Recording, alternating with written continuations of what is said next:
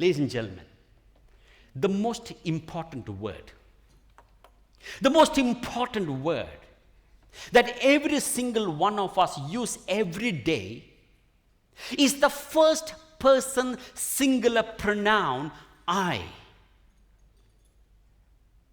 It is the most important word because it is not a word. It is a password.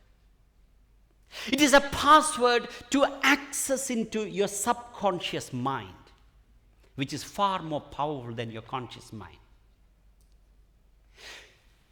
The problem is, we all talk every day, too much. However quiet you are, the person that you have maximum conversation with every day is yourself.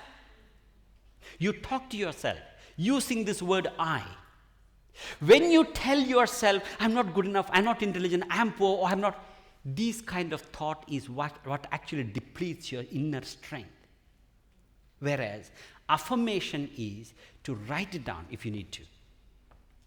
Your core competency. I am brave, I'm intelligent, I'm grateful, I am powerful. That is not ego, that is true strength.